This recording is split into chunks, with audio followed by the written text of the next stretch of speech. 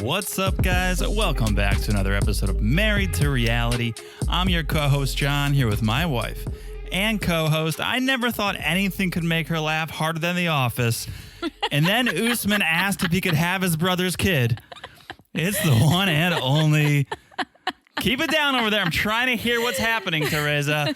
Hello, everyone. How's everyone doing?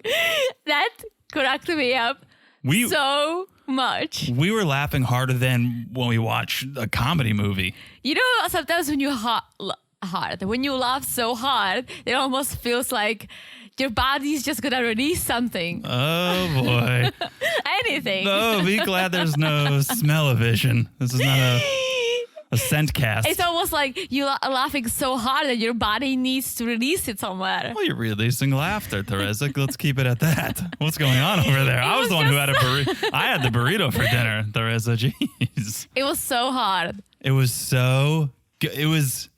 You need more of those moments in a season. If more of that type of storyline happened, it would be hands down the best television on television. This was everything you could ever want and more. Amazing. I don't know if it was scripted or what, but you could not. It wasn't because if you watched it carefully, you see Usman asking him and himself realizing that it's so ridiculous. Well, so he's like, so we're gonna ask if we can just get Mahdi and adopt him and move to the US. And Mohammed is like, Huh? What? You can see that it's just, he's like, what? Well, Usman was like on the verge of smiling or like on the verge of laughter. And you might immediately go, oh, well, even he can't keep a straight face. This isn't real. But I would argue he's so uncomfortable because he really is asking that sometimes when you're uncomfortable, you laugh. And I think that may have been the reaction. Also, it's like he's been selling this to Kim and Jamal so hard, but he didn't ask. He needed a better presentation. He needed PowerPoints. He needed a well thought out offer. He needed to ask Mohammed first. I know, but this was just this is a big deal. I have to imagine, like, if there's two questions in the world that are probably bigger questions than any other, it's will you marry me and can I have your kid? And I know for a proposal you put some thought into it, but it didn't seem like Usman put any thought into asking Muhammad for his kid. He needed more. He needed to come with more. He should have asked before. He literally started selling this to Jamal and Kim. Yeah. It's almost like if I told someone like, oh my gosh, like we have to go to Jamaica. It's like the best place ever. Meanwhile, I've never been. You never researched it? Yeah, I've never been. Right. You heard it's possibly a great place to go. And then you get there and you're like, oh, I should have looked into this a little more. And I'm not talking shit about Jamaica. I just thought of it for some reason. Jamal, Jamaica. Well, we were just watching it on. We're going back and watching Love in Paradise. Oh, yeah. That's right. Yes. And so it's the same thing. You cannot be selling something that you don't have. Yeah. Right? Yeah. We'll talk about it. We'll talk. We'll get there. So good. It was so good. In the meantime, before we do, a little housekeeping. Very quickly, most of you guys know the drill, but very quickly, follow us on Instagram at Married to Reality Pod. It's important to follow us on Instagram, especially around these times because seasons come to an end, other seasons start. And if you want to keep up to date with all the things we're covering, follow us on Instagram at Married to Reality Pod. You'll get all the news, the memes, and most importantly, most fun. You message us and we get to talk to you guys. So Instagram at Married to Reality Pod. Instagram, if we are delayed for whatever reason, because it's been kind of crazy at this household with work lately, we'll also let you know on Instagram, guys. Yes. So be there. Be there at Married to Reality Pod. All right. Also, places to be. The place to be is Patreon. Patreon.com/Married to Reality. And I say that because we are almost at the end, unfortunately, of the single life. What a season. Oh my gosh. One more. One more. What a season. But that doesn't mean just because the single life is ending that all good things are coming to an end. We have a couple great things. Mm-hmm. as I said, we're watching Love in Paradise. We're just kind of refreshing our memory of season 2 because if you guys missed the announcement, we're going to be covering season 3 of Love in Paradise on Patreon. Woohoo! And then Darcy and Stacey. Well, That's going to kind of bleed into this. Zero build up from Teresa, as she tends to do. She just kind of rolls right into it.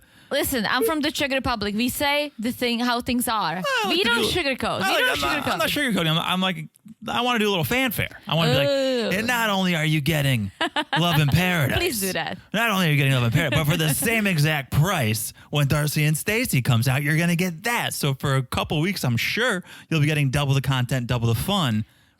And all the bonuses. Same low Patreon price. On the Family Affair. Family Affair, thank you. So we don't really talk about the Friends with Benefit level. That's basically this podcast with no ads, no housekeeping. This thing you're listening to right now is not on the Patreon. Also, you get access to like some behind the scenes stuff we post. But the bonus content tiers are Cousins Club, which is audio only, and then Family Affair, which is audio and video of the Patreon podcast, plus one monthly bonus of random shows we watch. So we've done Real Girlfriends in Paris.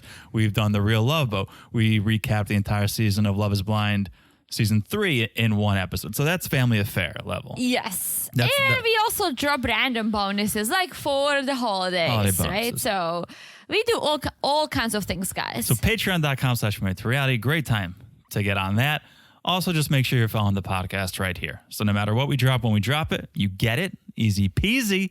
It's so easy to do. You look down, you smash that follow button. Guys, smash it like it's as hot as Usman asking Mohammed if he can dog Mahdi. Because I just love it. More like, is it getting hot in here? Why is Usman asking for my child? I honestly think that was my favorite moment from the whole season. I'm not even joking. From the whole franchise. I died laughing so hard. I could not stop laughing. I mean, you were sitting next to me. I was laughing right along with you. Have not laughed that hard, I don't think, since the first episode I ever watched of 90 Day. It was so good. It just when the camera zooms in on Mahadi, he just like doesn't know what's going on. Okay, so smash it like it's as hot as that. And last but not least, if you haven't left a review, please do. 'Tis the season to leave a review. It's the season to give. It's the season to spread joy and spread love. And I think one way to do that is with reviews. And so if you leave a 5-star review, we'll read it on this podcast right here. That's us hoping we can give back just a little bit and read your review. And speaking of that, I have one to read. Okay. This comes to us from our friend Kimmy G. Hello, Kimmy G. Not to be confused with Kenny G. I don't know if Kimmy G plays the saxophone, but who's Kenny G? You don't know Kenny G? No. Ooh. Is it like the? Ooh. Is it the movie with the rapper that also is the same actor who played Borat? Huh? It's Ali G. Oh, that's Never Ali mind. G. Yeah. Well, this is Kimmy G. Okay. 5 stars, titled "Love You Too." Ooh. Been listening to 90 Day Fiancé podcasts a while. I love the new additions you're adding now. I enjoy the chemistry and respect you have for one another with each podcast. Keep up the great work together, and thanks for making the extra efforts to podcast these weeks during travel. Your loyal listeners appreciate you for it. Oh. Again, and you guys beautiful are review. Beautiful review, and thank you, Kimmy G. We love you too. We love you too. We absolutely do. And yes, as I said, you guys are showing us so much love. We're a little backed up in these reviews. So this is from over the summer, and we were traveling a lot. But we appreciate that you appreciate the effort that it takes to put this podcast out sometimes. Absolutely. And it does take time, and sometimes we do crazy things like we podcast at midnight, which is what we're doing right now. Full disclosure. Oh boy. Because just work's been out of control. Life's been out of control. The holidays are coming. It's everything together. This person right here with me keeps traveling, which is fun, but makes this a little more difficult. So thanks, guys, for bearing with us. Yeah. Yes. And so thank you, Kimmy G. Kimmy G. Kimmy G. Kimmy G. Kimmy G. All right. Thank you. Beautiful review. Beautiful review. If you haven't left a review, be like Kimmy G. Yeah, spread the love. And spread the love. Christmas, the Hanukkah. Hello. What else? Hello, Teresa. All right. That's it. Should we do a little 90 Day, by the way? Sure. All right. This is going to be just like a little more conversational with 90 Day, by the way, because Okay. I don't have big news stories. But That's okay. But I have interesting ones that I would love to bounce off you. Okay. Oh. I was just gonna add one thing, guys. We appreciate everyone who sent us stuff, but some of the articles are just kind of fake. Well, let me start with one then, because let me start with one. And we appreciate it, but here, as I always tell you, Detective John will get down to business and look it up what's going on, because we get a lot of these, and social media are full of these articles, so sometimes it's hard to tell what's real and what's not. So enlighten us. It's a great lead, and I can't enlighten you, but I wanted just to bring to the table, and I'm sure a lot of you guys have seen this, and I just wanted to talk about it with you. One, by the way, is Tanya and Michael, from Juliana and Michael. There is more than a rumor going around that they're together. And again, I don't know, I'm 50-50 on it. I don't truly believe it, but I could see it. Sure, why not? Wait. What do you mean there is more than a rumor? So the most recent piece of information to come out, which is why I decided to bring it up, is yesterday or the day before, someone said they saw them at a bar together, kissing, getting cuddly. Oh. Now, there's no proof. Show me a photo and we have a story. Yeah. So I don't know if I believe it. I do know for a fact that they're friends. Yeah, here's the thing. Like some of the accounts that post all those things, I don't find trustworthy. No, right? Definitely not. And so I feel like unless you see it on their social media or the People magazine or In Touch, some of these like more reputable accounts come with the story, then I'll be like, okay. And again, I see them as friends too. I don't see them. I think maybe they banged. I can see Tanya banging Michael for sure.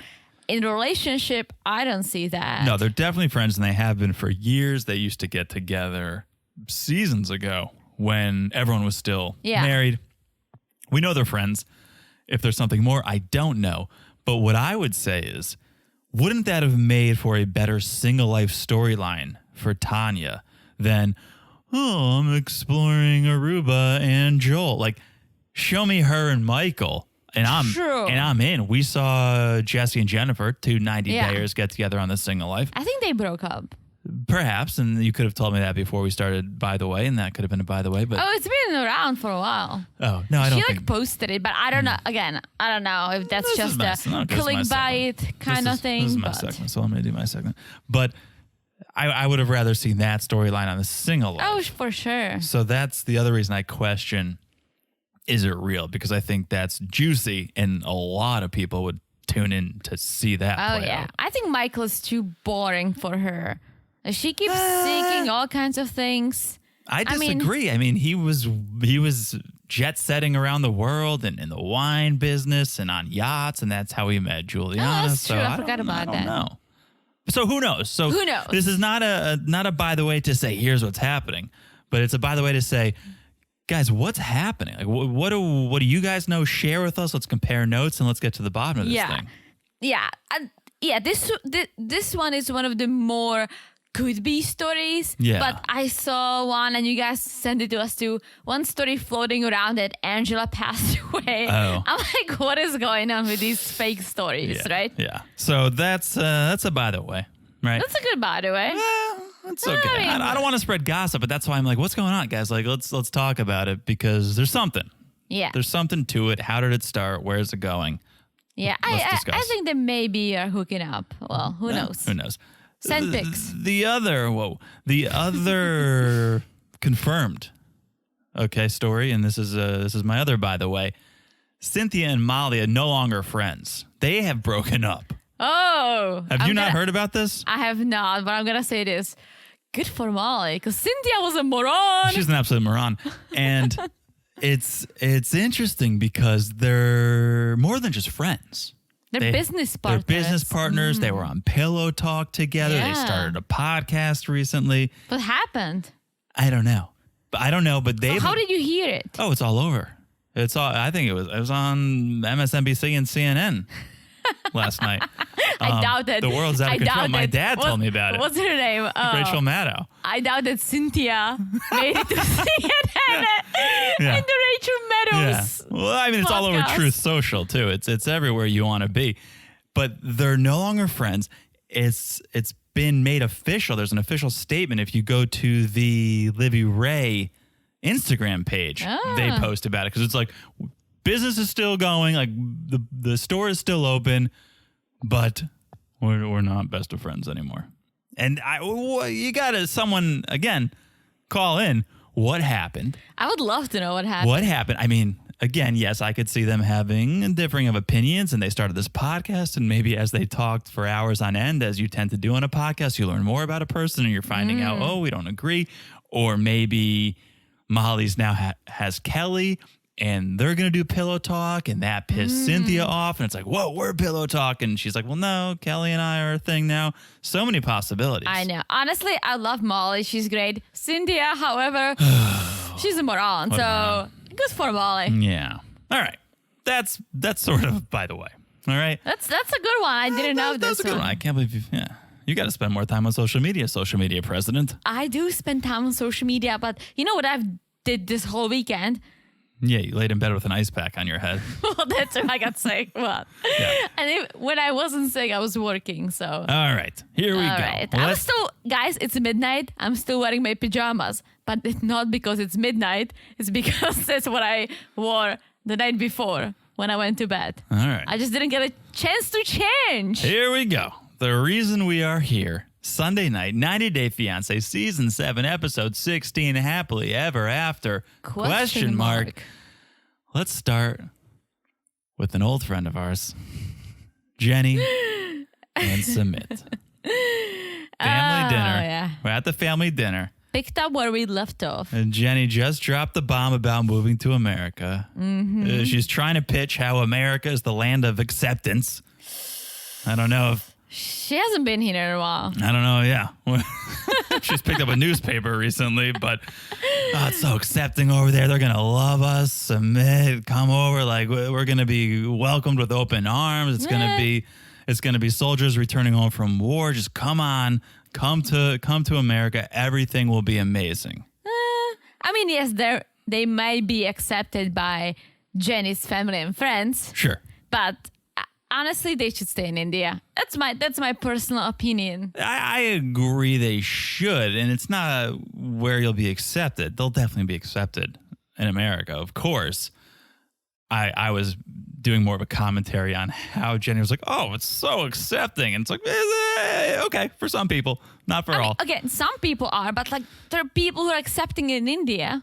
Right, not Sumit's parents. Well, but definitely not. So Jenny brings this idea to the table, literally. Sumit is blindsided by it, does not want to move to America. In fact, it's the opposite of what he wants. He wants to get back in with his friends and family. He wants to really tie up those loose ends and rebuild that relationship. He doesn't want to move halfway around the world. Well, Anil is speaking for him and Sadhna.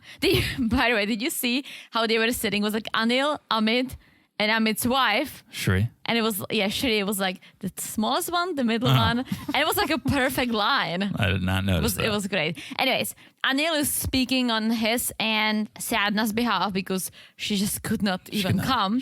And he's basically saying that nothing will change their opinion. So bye. Yeah, It's like, you can go. I don't think he's buying Jenny's bluff. And I know it's not a bluff. Jenny would move. Yeah. But Anil knows it's not going to happen. So he's just like, go. Like, if you want, leave. Maybe the phone will stop ringing. We can finally get some sleep around here. But then he adds like, well, it won't last longer. He's telling the cameras. And are you saying that because she's older, or are you saying that because you don't think the relationship is strong enough? They don't think the relationship's strong enough. Anil and Sadhna both think, oh, it's going to fizzle out in a year or two. And to that I say, well, then just play along in India for a year or two. Don't lose your son over this. Be happy. And then if you think the relationship's going to end, then everyone gets their way. Listen, I would say the same thing, but they've been together for over 10 years.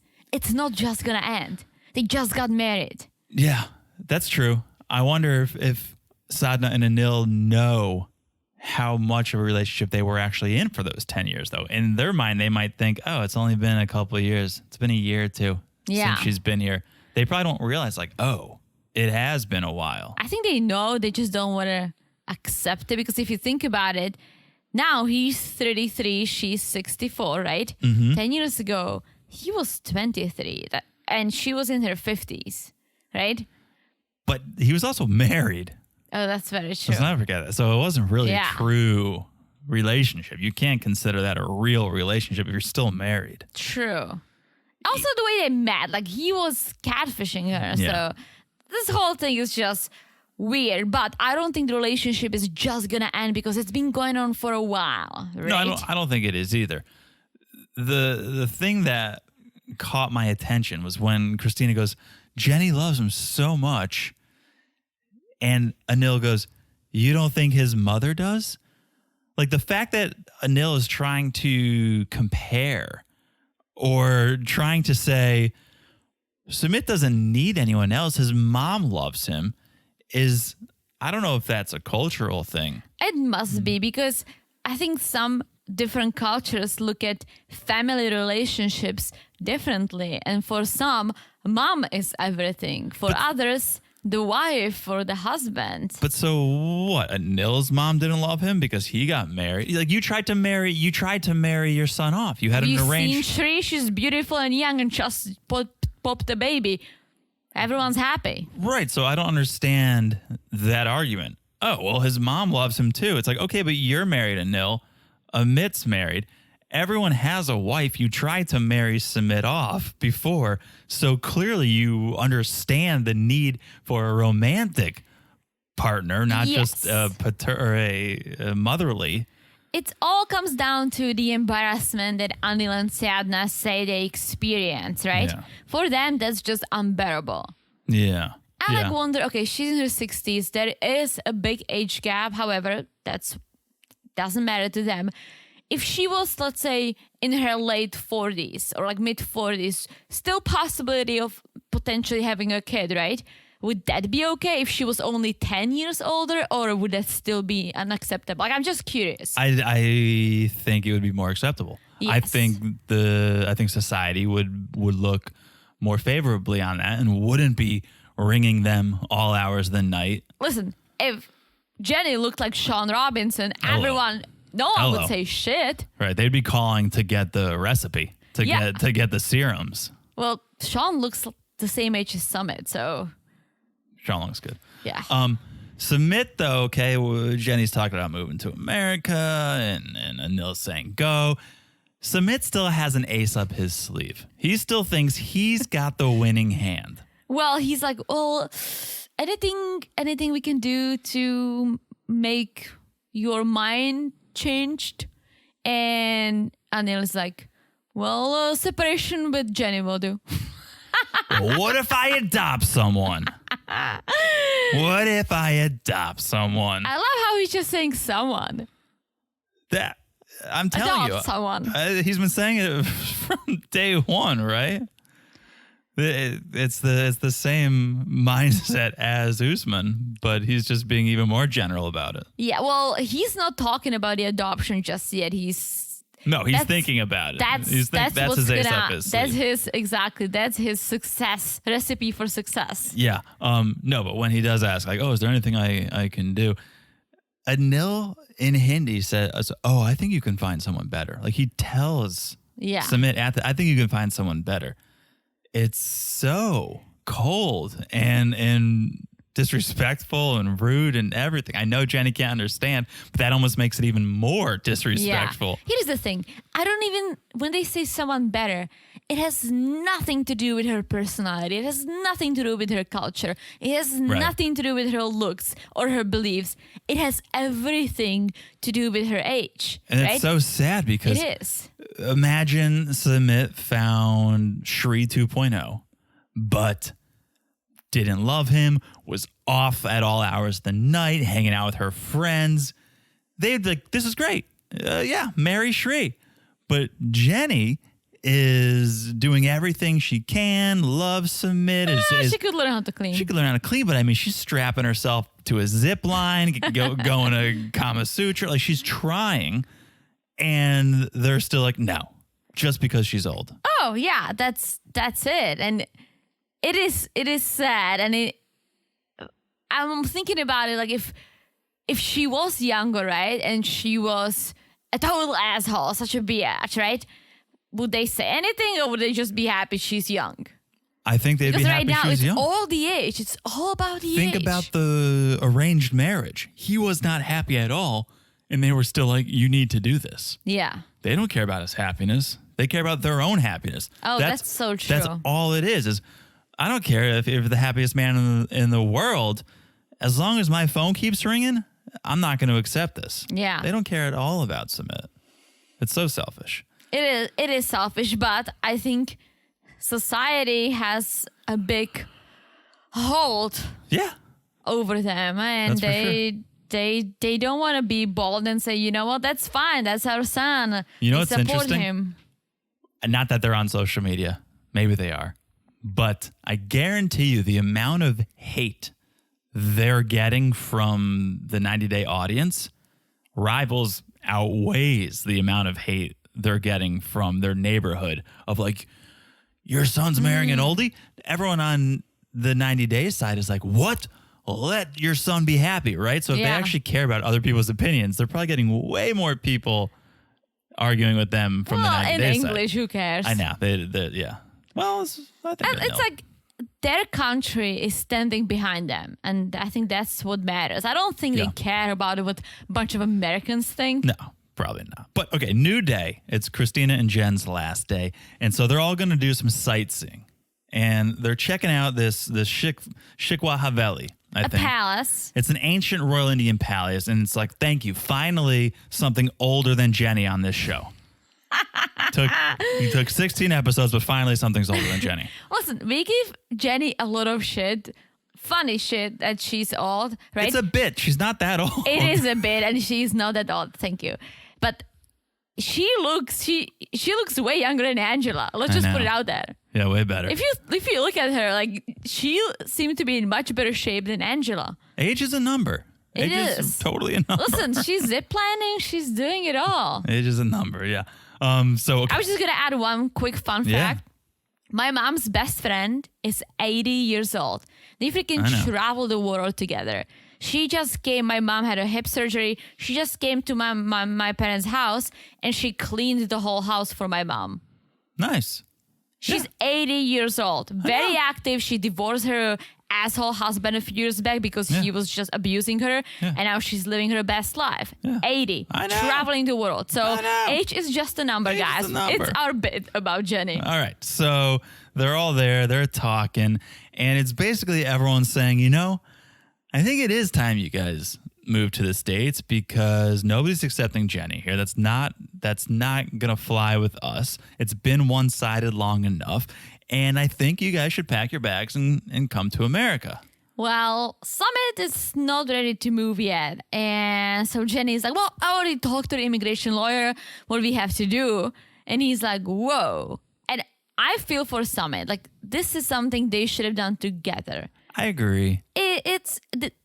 At the end of the day, they are married, and moving to a different country is a huge decision, right? I agree. Even moving to a different neighborhood within the same city would be a mutual decision. So just think about moving across the world. I think I do agree with you, but I would say it's okay to get information on your own. It's okay to research. And she was doing research. She was trying to find out, well, how would we do this? How long would it take? Well, it's okay to do research, I think. Oh, yeah, no, Google. But then when you actually talk to a lawyer, that means it becomes a little more serious. Just put it in perspective, right? If I was like, hey, the neighborhood down the street looks great. I was doing some research on the houses. What do you think? That's one thing. You'll be like, oh, cool, let me see. But if I said, hey, I spoke to a realtor about that neighborhood down the street we might be moving to, you'd be like, why wouldn't you do that with me? Good because analogy. That's a mutual decision. Good analogy. Thank you. And so Jenny says this, and Sumit is a little taken back. And he goes, well, if it's going to take 2 years to get over there, I'll be 35. And I've been thinking, maybe I want kids. Maybe I want to adopt someone. Once again, he says, I want to adopt someone. And I want to have that someone in India. You should just adopt Christina. He should adopt, if Christina had a kid, he should adopt Christina's kid. She does have a kid. Well, then, there you go. Okay, I know the age thing is it's a bit we do. But let's actually think about her age. They moved to the U.S., so it's going to take 2 years, right? She's getting close to 70. Yeah. I mean, I don't know that she's in the best of health. He uproots his life. He moves to the States, and within a few years, she passes. Hopefully not, but it's possible at that age, right? Now he's all alone in the States. So I kind of am like, yeah, why would he leave everything he knows? He's got his job. He's got his friends. He's got his family for, at best, 15 years in the States? Is he going to stay there once she passes? Jeez. I'm being serious. Yeah. No, right? no. I see your point.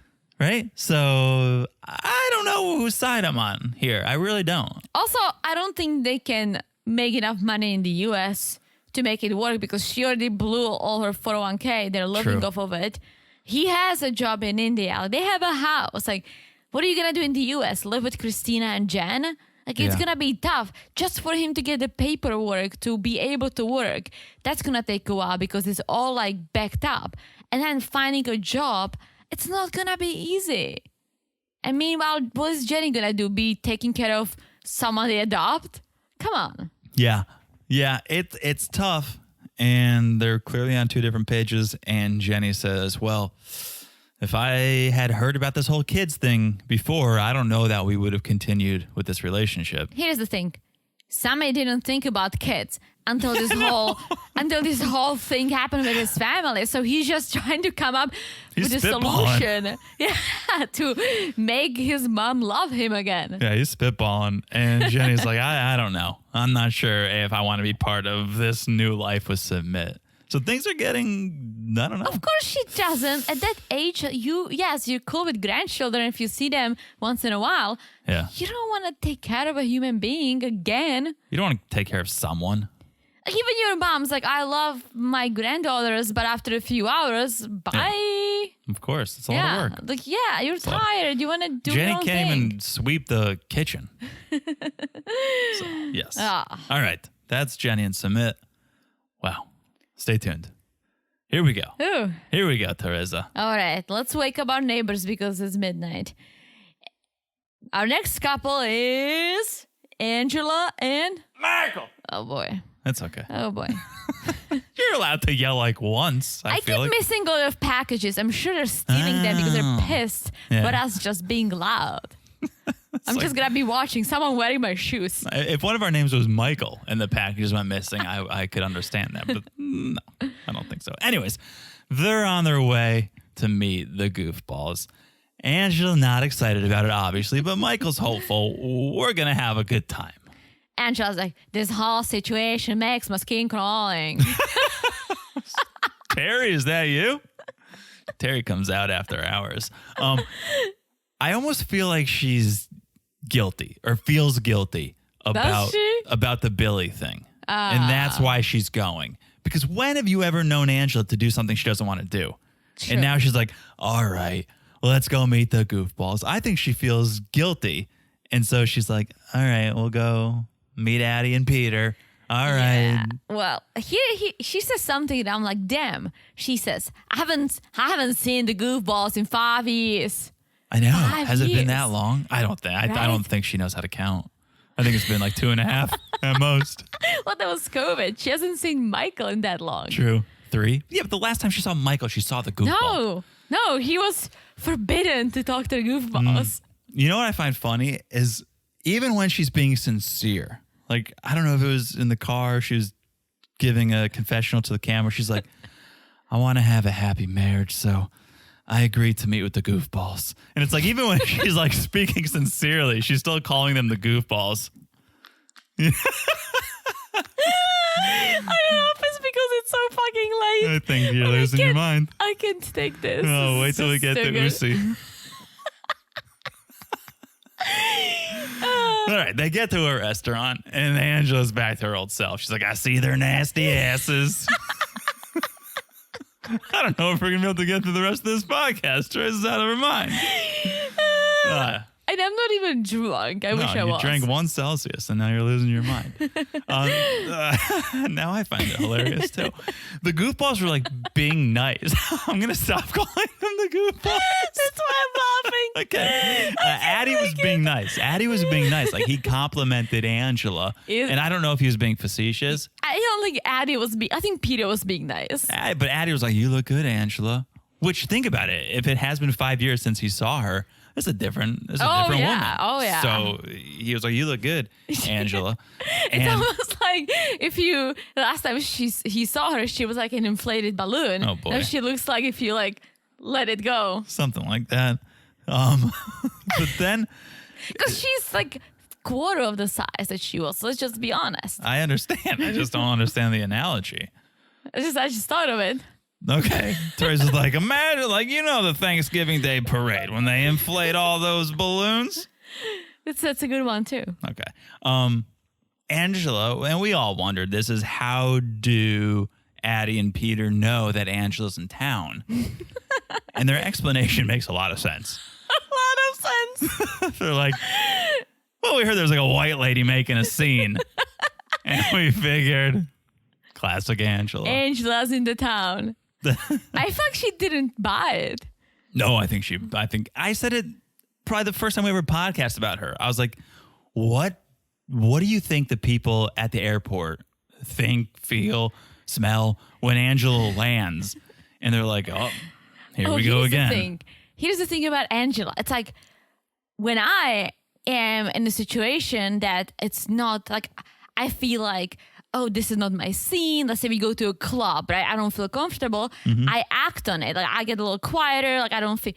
For Angela, she fucking feels at home no matter where she calls everyone brother. But I think it's like, almost a defense mechanism. It's like she's being just her personality. It is her personality, but when she feels uncomfortable, I feel like she gets even louder. And you think so? Yeah, because that's her way of I don't know if it's pushing people away, but it's keeping people from getting close. I'll tell you that. For sure. So I don't know. I think, I don't think that's necessarily how she acts when she's sitting at home with her daughters. I think she's probably more sentimental and sweet, if that's possible. I don't think so. I don't know.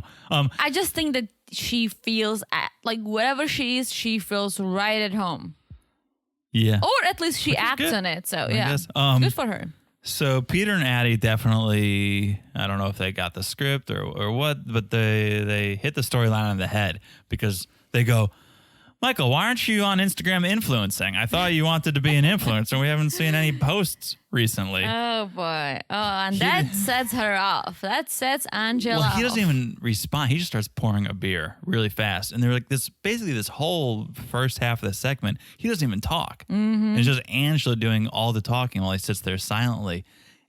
And it gets to a point where Addie just comes out and goes, Mike, I'm not sure Angela's the best option for you. And then Peter's like, come on, bro. Like, choose your words carefully. I think it's hard. It's like, no matter like you love her, you hate her, saying this into someone's face, especially if it's the other person's wife and somehow they're trying to make it work, very disrespectful. I think it was disrespectful, but I think they were just trolling her. I think Peter and Addie said, let's go. Pour ourselves a couple of drinks, sit there and just let's insult and let's just see what we can get away with. Let's just attack her. Let's tell Michael he can do better because they were just too casual about it, sitting back, having a cocktail. Well, that was Addie. I think Peter was more like this is getting uncomfortable. Like no matter who she is or what she does and says, like it's our friend's wife. Yeah. Like we're crossing a line. I think Peter was like vibing this. Yeah. I think Addie was just like, I don't care. Like she's a villain. Yes, I agree. He was definitely the instigator. I just don't know actually how much he cared versus, let's just see what I can. Like I felt like he was having fun with it. Well, I think they care for Michael. And I think they don't think she's a good option for him. Well, as none of us. That's true. None of us do. I loved it because Addie goes, I don't think Michael's happy with Angela because He loves being on Instagram. It's Michael's biggest He passion. loves being on Instagram. Well, no more. They get all fired up and they leave. Yeah, classic Angela loses her shit, but Michael was taking her side, and she appreciates that. This went a long way. Yeah. This basically did all the healing that needed to be done. And now Angela's like, I see a bright future. The way Michael stood up for me, we can make it. We're solid. She's like, now Michael has a clean slate to coming to the US. No goofballs, no Instagram. Yeah. It's like, is that all that it takes, Angela? Yes. To isolate him from the outside world and everything that he likes so that she is literally the apple of his eye. That's all he's got his eye on. No friends, no Instagram, nothing but her. I just wish that Michael knew that he thinks like, I'm going to move to America. Like when I thought of America first, I thought, oh, I'm going to live in New York City or Las Vegas or in LA. I ended up in freaking New Jersey. The town was very cute, very lovely. It looked like it could have been in Europe and I wouldn't have known, right? Sure. I luckily lived 20 minutes from Manhattan. That was a big plus. But Michael's going to end up in a rural Georgia. Hazelhurst, Georgia. Like the closest big city is Atlanta. Okay, Atlanta's kind of cool. But he's not going to be going to Atlanta every day, right? He's No. going to be living in the middle of nowhere. And that's how Angela is going to like it. She's not going to want Exactly. him So out and about. I feel like if he fully knew that he would not want to come to America, because that's not the America He'll have he nothing. has in mind. He'll have nothing and no one. Yeah. Yeah. So new day, Angela's last day. And anyone seen Renee? Has anyone seen Renee? I Is think she Renee okay? was just like, Is I'm she still out at of the here. bar? What is she doing? Yeah, they didn't even announce her departure. I thought there was going to at least be a voiceover or Angela telling the camera. Like Yeah. once they got in the cab. So Renee left earlier because she had to Yeah. go home for like nothing. We're just like, all right, maybe Renee found her own guy and she's doing her own thing. Renee is nowhere to be found. Renee is MIA. She sure is. Okay, Angela needs to stop smoking everywhere. Okay. Like smoking in the hotel room, smoking in the car. Like, I know. and I'm a former smoker, and I hated when my hands smelled, and I didn't smoke that much, right? Just she must smell like a but- pack of cigarettes. She would have to quit for 10 years before that stink, I think, left her. There's no way it's like she quit smoking and she doesn't smell. No. her. Like I'm like, Michael doesn't smoke. It must be. I can imagine him like banging her, making out with her, Jeez. hugging her, because you get the secondhand smell is worst. Yeah. Like if I smoke a cigarette once every year, right? Yeah, I don't love the smell, but if I smoke it, I'm like fine with it, right? I hate when other people smoke. Yeah, I can't stand it. And imagine like you're just like making out with it. No, I don't want to imagine that Ew. at all. I was getting PTSD. I wish they put up a trigger warning because when Angela was holding that cigarette and she's like, pick me up, Michael, I was like, you're going to burn him. And I got PTSD from when my Nana burned me with her cigarette. I got burned by my grandma's cigarette too, and I burned myself. When I picked up my Nana, and no, but she did burn me with her cigarette. Your nana smoked? Oh yeah, not my grandma, my Yeah. Nana. Yeah. Oh Yeah. yeah. Oh yeah. I learned that in America, you guys have a grandma and a nana. I mean, some people have all sorts of things. Oh, interesting. Babichkas. We babichkas. have bubbies. Bubby. Yeah, Yeah. I like that too. Bubby. Anyway. My worry for Angela was like, she's freaking gonna break her hips. And then Yes. how are you gonna get home? Yes. So she gets to the airport. They say their goodbyes. Emotional. That's it. Angela with her 59 carry-ons. Yeah. Like, how do they even let you on the plane? Didn't you tell me that she got like kicked off the plane? Oh yeah. And there's probably- like video of it. Yeah, it's probably for her. Like, Oh, yeah. I would not be surprised if she like light up a cigarette. I think that's probably what it was. Anyways, that's it. Before we move on, should we take a break? I think we should take a little bit Let's of take a break take a little before bit of we a get break. hit by the German music. All right, let's take a quick break and we'll be back with the German music. We'll be back in a second. And we're back. Hello, Jonathan. Hello, Teresa. How are you?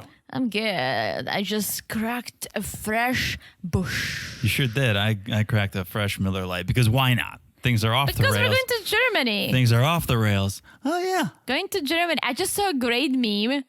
You know Mr. Bean? Sure. It was a meme saying, when Czechs go to any other country and try the beer.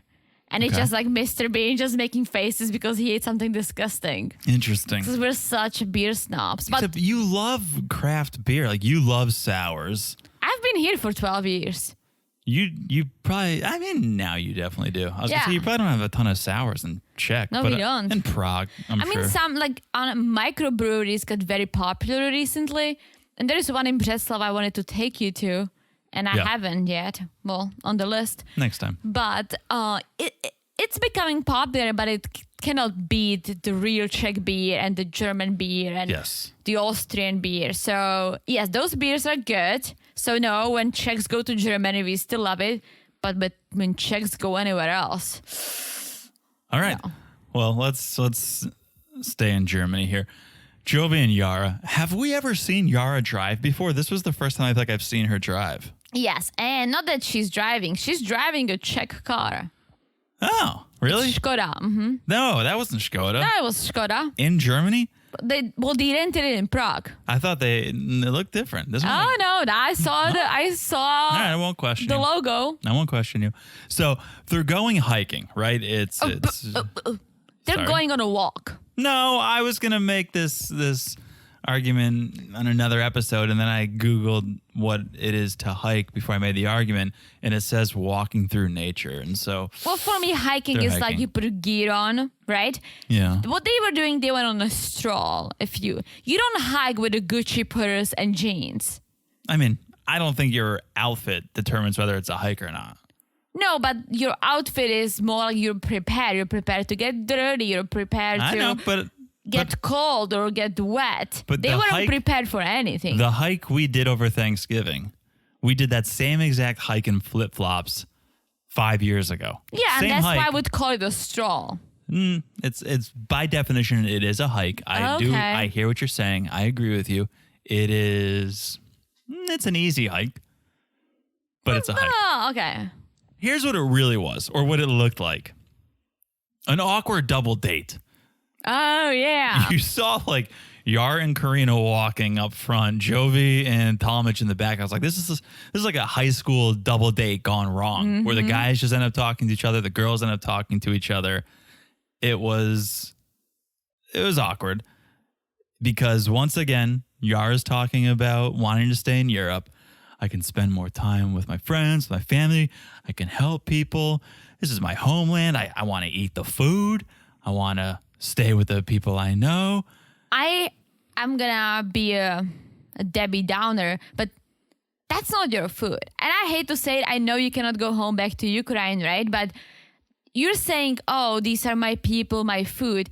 That's not true because Europe has multiple countries and every single country has different traditions, different food, different drinks, different customs. So I know you cannot go home and it sucks and it's miserable and I feel for you, but that's not your food. That's not your country. Those are not your people. Those are Europeans. Yes. But she's not a great arguer. Like, none of her arguments really make sense. And we said it, I think it was last episode, where if you had just came out and said, I haven't seen my mom in years, I just want to spend as much time as I can with her, we would all go, of course. Yeah. You should. But when you come out and you're like, I want my food and I want to help people and I haven't helped people, but I promise I will. It's like, you're just making bad arguments and you don't need to make these bad arguments. Yeah. Like, your actual argument is a good one. So make it. My issue with the whole entire thing is that they're on this awkward double date, having this conversation, this double debate is really what it is. Forget double dates, a double debate. This isn't a group decision, right? Why are we bringing Talmadge and Karina into this? This is not a group decision whether or not Yara goes home with Jovi. This is between Jovi and Yara, and have it alone. Because they both feel like they need some support. And now it's like 2 against 2. I mean, if Olga was there, it would be 3 against 2, right? Sure. But listen, yes. I get Yara's side, right? Jovi, they're gonna come to the US and he's gonna go away for a month, right? She could stay in Europe. But I feel like if they only discussed this prior to going to Europe and that was the plan, yes, they could have been enjoying this whole freaking vacation. Okay, so two very good points. One I was going to make, and then one that you just made me realize. Yes, her idea is a good one, actually. It does make sense. But when you spring it on someone mid-vacation, it's a little alarming, and you go, wait, what? Are you actually ever going to come home? Because this wasn't the plan, and now you're doing this. So it was poor timing and poor planning. Yes. But the other point that you make is you're ruining this entire trip. With this debate, this ongoing debate. Yeah.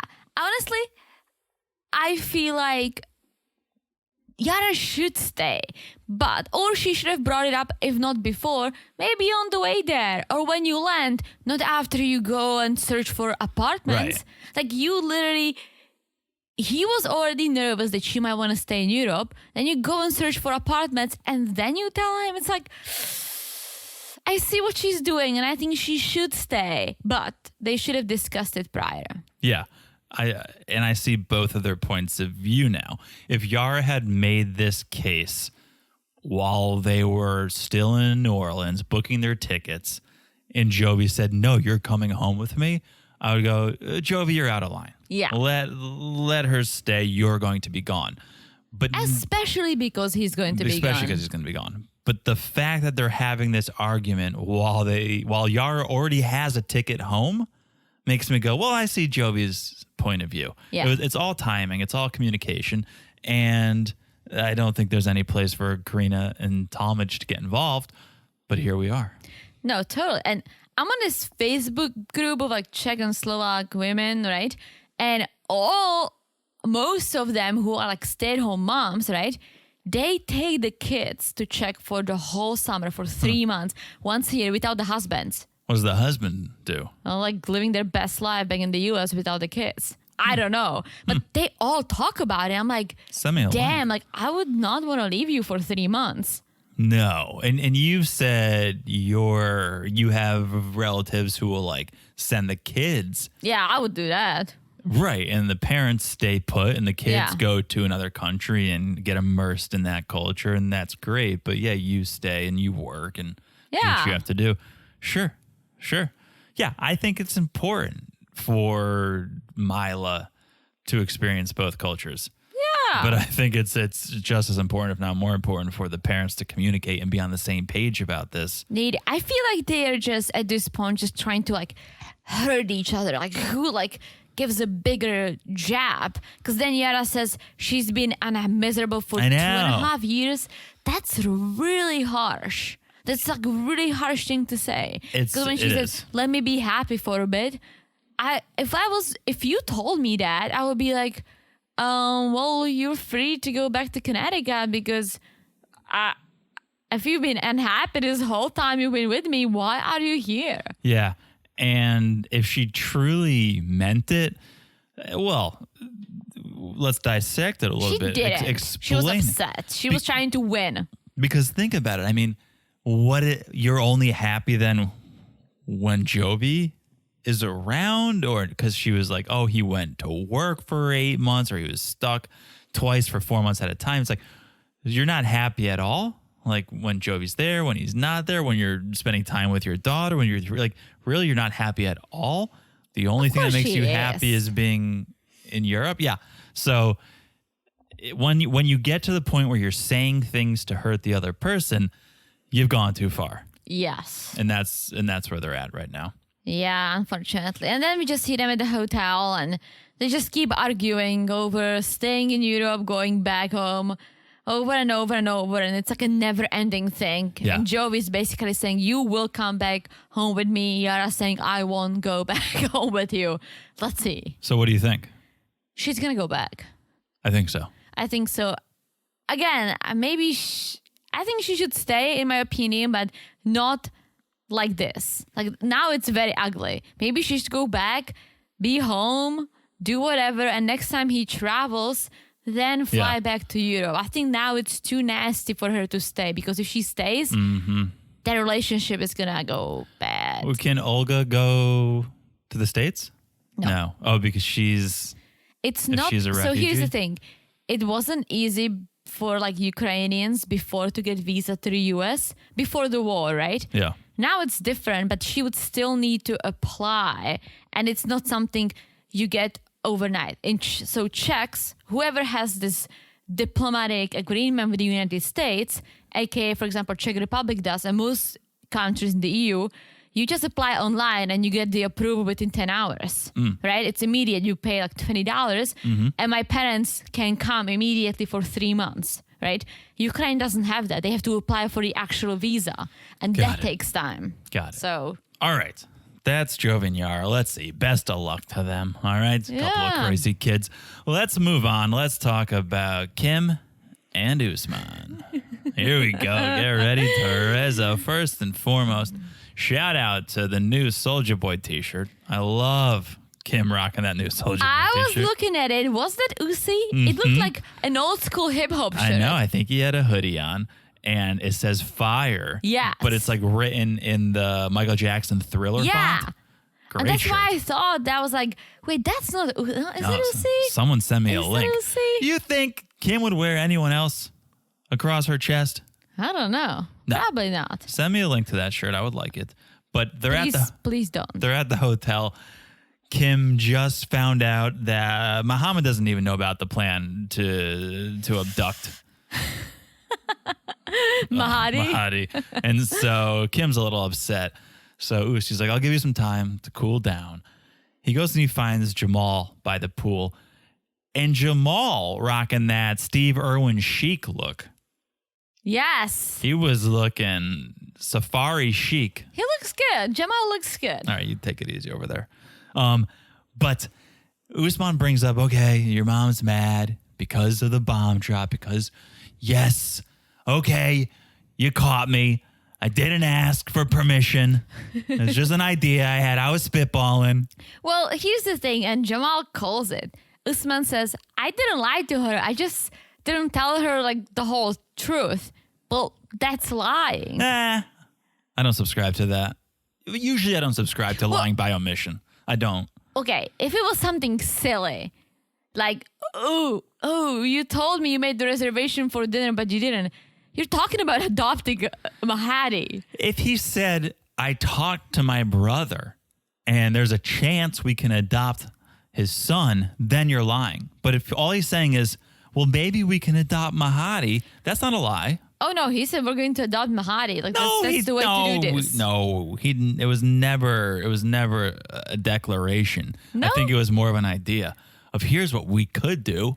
Oh, I thought it was a declaration because he's like, oh, Mahadi, I love him so much. Well, he had his eyes set on one young man, that's for sure.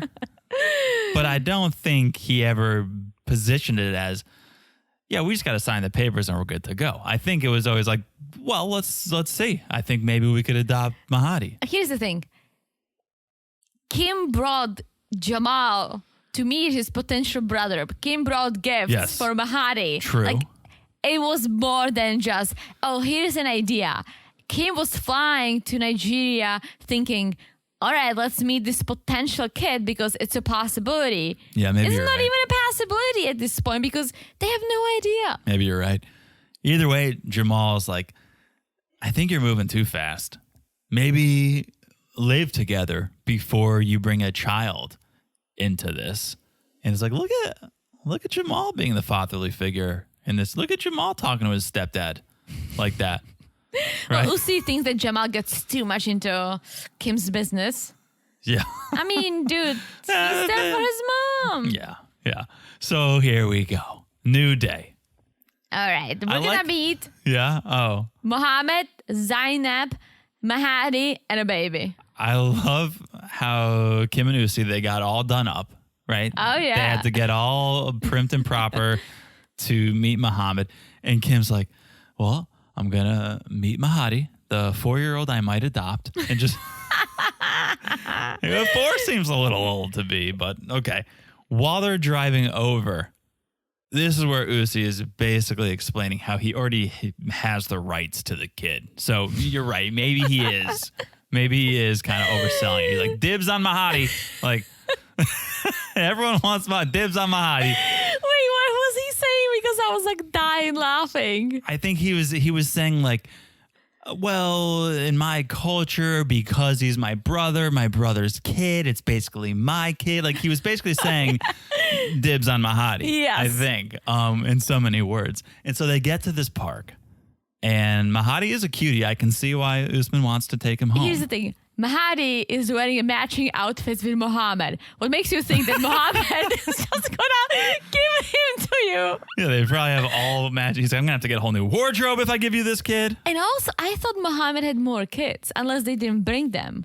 Yeah, I don't think, you don't, it's like putting Usman in a candy store if he had all these kids to choose from, right? Well, but I found it so comical that they got there and they give Mahadi this gift. Jamal starts like playing with him. It's almost like when you go and you're gonna go look at puppies and you find a puppy you like, you start playing with it, right? Sure. And I feel so bad because like Mahadi has no idea what's going on. But they go and they sit down and Muhammad's like, okay, so you asked us here. Why? Why did you invite us?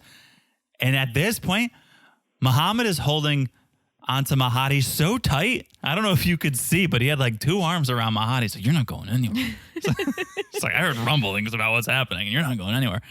And Usman's like, well, I don't think I need two wives anymore because that'll mean I can't go to the States. So I was thinking you can give us Mahadi and we can adopt him as our child.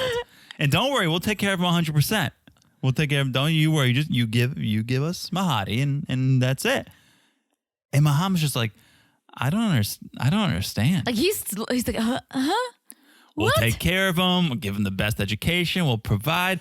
And then like Kim starts giving Mahadi these eyes too. Like, come on, you know where you want to. You want to live in America, don't you, Mahadi?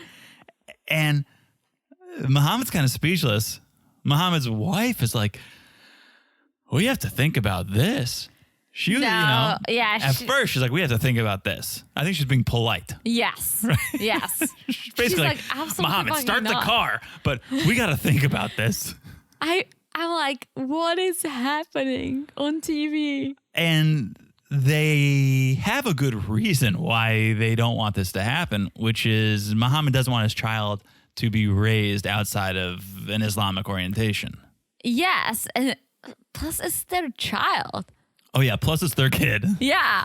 And so he's like, well, I mean, Muhammad's like, well, I would want him to be, raised in Islam and different cultures and different religions in the U.S. And Kim, are you going to convert? Oh, that's another thing that Uzi didn't mention. Oh, yeah. That Kim would have to convert to Islam. Yeah. Which is not happening. He's like, I'll kidnap a child, but I will not convert to Muslim. The way she kept saying, I won't convert to Muslim. But give me that child. I would do a lot for that child. But I will not convert to Muslim. To Islam, Kim? This whole thing. The whole thing was out of control. I couldn't take it. Theresa could not take it. It was one of the best segments in 90 Day Fiancé history. I loved it so much. I laughed so hard. Yeah. It was beautiful. Yeah. Thank you. Yeah. So then we get back to the hotel and Kim and Jamal are talking and they just can't believe how Usman's family didn't know about the plans. And then on top of that, to make matters worse, now religion is brought into the picture. So many surprises. So many red flags. So many surprises. And Jamal goes, I thought when Usman brought up adoption, it was bad. They were not on board with this idea. And Jamal's like, I think you guys, saying what he said to Usman, I think you guys are just moving too fast. You guys have issues. Don't think a kid is going to solve these issues. I think it's not going to make anything better. Think about it. And listen to Jamal, people. And Kim's like, all right, well, it's not going to happen overnight. I would take more trips here. We still need to get married. So like Kim still is thinking it's a possibility. Oh. I don't think it's a possibility. I don't think anyone's giving them Mahadi. I don't think Mahadi's going anywhere. But what a segment. What a segment. Yeah. Too good. Yeah. All right. Okay. One more. Libby and Andre. And Chuck. And Chuck. My boy Chuck. They're hanging out together. The child swimming in the pool. Little poolside action. And Chuck is sharing. Chuck's got big news. Well, he met someone. And she's a cancer survivor. And I found that beautiful. I found it beautiful too. I was rooting for Chuck. Yeah. And we all saw the episode. It didn't go Chuck's way necessarily, but we'll get there. So yes, he met a woman, not physically. They met online. And correct me if I'm wrong, he says she's coming to Tampa for a couple of days, so I want to meet up with her. Yeah. Okay. Remember that. Chuck meets one girl online and starts wearing his hat backwards. Who's this cool guy? Who's this guy? He's flirting with chicks online now and he's rocking a backwards hat? I mean, listen, it's been over 10 years since he's been in the relationship and he's been through a lot. And there's something that we didn't know throughout all those seasons. We learned in diaries. Yeah, he opened up recently, like in the past year or two, about the cancer. A year, I would say. Yeah. Wasn't it on diaries when he told us they gave him a makeover? Yeah. He was going for a makeover because he wanted to find a woman. Yeah. I guess that didn't stick, but he's still trying to find a woman now. And dating's hard. Sure is. Dating's hard. Sure. No matter if you're young and hot or a little older or whatever you are, it's hard. Yeah. So Chuck's got this date. And Andre's got an idea. Why don't we double date? Well, I'm with Libby. I'm like, not a good idea. Like, they've never met. Let's let them meet. But I'm glad that Chuck got nervous and feels a little rusty, so he thinks it is a good idea. I'm so happy he felt that way. Chuck's into it. Into it. So they agree, let's do this double date. Did you see, besides the backwards hat, Andre and Chuck were like dressed the same when they were sitting at the pool. Like they're becoming the same person. Oh, I didn't. Black polo. Don't tell me that. I love Chuck and not so much Andre. Okay. Well, let's move on to someone no one loves, Charlie. Well, okay, Charlie and Megan. I think I mentioned it last time that I saw Megan did like a Q&A on Instagram or something. Oh, yeah. And she basically said, it's not fake that they don't talk. Like what you see on TV, that's the real relationship. Like we have no relationship with Andre and Libby. And I'm like, damn, I didn't think it was that bad. I thought, maybe they act on TV. Maybe they're not besties, but they're not like this. Oh, I think I always believed it. Oh, really? To have the longevity that they have on this show, I think there needs to be authenticity. And I think that's what's here. Otherwise, you'd be able to see right through this shit. You'd go, this is so contrived. This isn't real. But like, maybe. No, these people are nuts. Well. And we see it here. They're at a playground. I don't understand how Charlie's allowed within 500 feet of a playground, but well, he never had anything. He never done anything wrong with kids. So let's not give him shit like this. But here's my question, right? We all saw him drinking, but they all drink. It's true, right? Everyone was talking about him being an alcoholic. And from what we can see on TV, yes, it seemed like it, right? Mm-hmm. But Megan has always stand by him and never thought for a second that he had an issue. So either she plays it well or he's just being portrayed this way. They both have issues. Come on. They're enabling each other and they're protecting each other. Who, Megan and Charlie? I'm sure they're both I'm not taking their side at all, but I'm saying if he did have drinking issue, right? Let's say it was bad. Like, as your wife, you would probably want to protect him. If anything, you would just be like, oh my gosh, like, let's not even get on this freaking show. Like, not if you're an alcoholic too. I don't think he's an independent alcoholic. I think they're together. Party. I'm not saying he's on cocaine, but did you see how much he kept scrunching his nose during this segment? Yeah. Oh. Yeah. So, I mean, I do that too, but I have allergies. Sure. So Charlie's like, all right, so we're going to go to therapy. Let's see how that goes. But here's the thing. If I need to fight Andre, I'm going to fight him.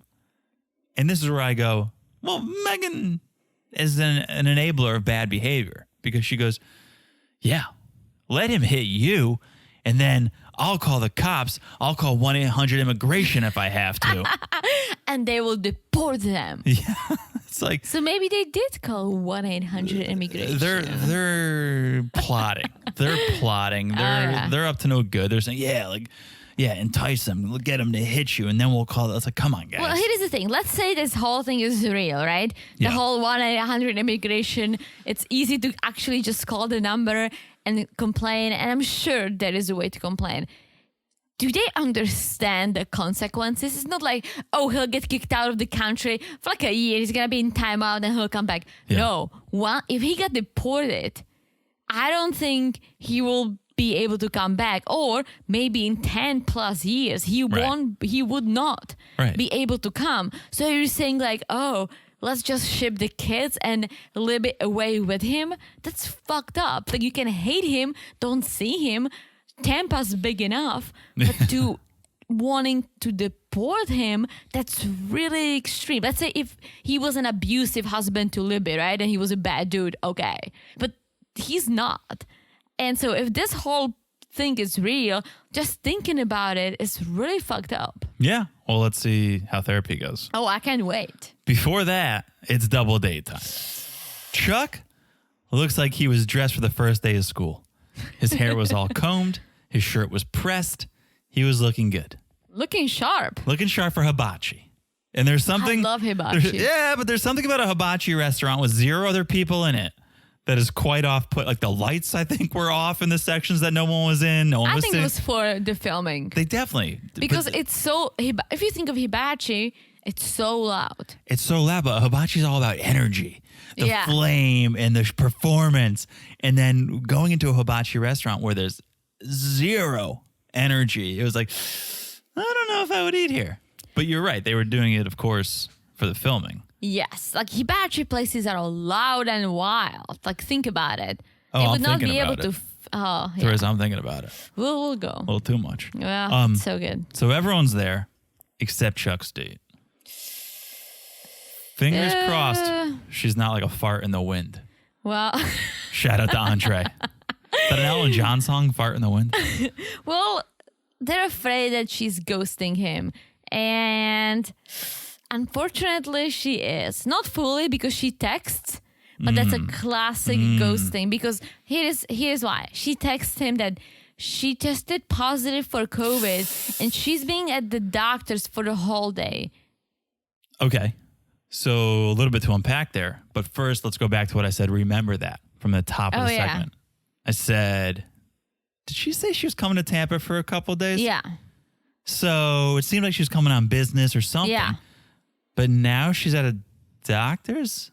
Did she come to Tampa and then go to the doctor's in Tampa? Or where is she from? And maybe she got sick and went to the doctor. I'm going to give her the benefit of the doubt. She got sick, didn't feel well, went to the doctor's, tested positive for COVID. We all know what COVID can do. Yes. So she's sick. But if that's the case, that's really bad if you're staying at the doctor's or at the hospital with COVID. Well, here's what I would say. Chuck told us at the top of the segment, she's also a cancer survivor. So I think she's compromised. That's right. A little bit. So I think COVID may hit differently. So I'm not questioning that at all. But I am questioning, well, wait, I thought she was coming in town for a couple of days. And is she at the doctor's in Tampa or is she wherever she's from? And if that's the case, well, why didn't you get a text earlier? Yeah. Also, there could be this. She found out that they're gonna be filmed. Maybe Chuck told her like, hey, by the way, like my kids are on this show and is it okay if they're gonna film us for a little bit? And maybe she was like, I'm really sorry, I'm not doing that. So maybe we'll meet later, but I'm not doing this. It's funny because originally I thought, oh, she's a super fan. And that's why Chuck's bringing Libby and Andre, because it's like, oh yeah, let's go. But I also want to meet Libby. Can I meet Libby? And so that's why. But now I'm going, oh, was this whole date make-believe from production and you brought the kids so you'd have someone to talk to at dinner? I don't think it was make-believe. I just think that maybe there is someone or there was someone he was supposed to have a date, but she said, I don't want to be filmed, so let's bring Libby and Andre. Let's let's play it out. Yeah. Either way, she doesn't show. So the double date turns into like a planning session for the group therapy and how they're going to address the fact that someone wants to get them deported. And Yes. how are we gonna retaliate?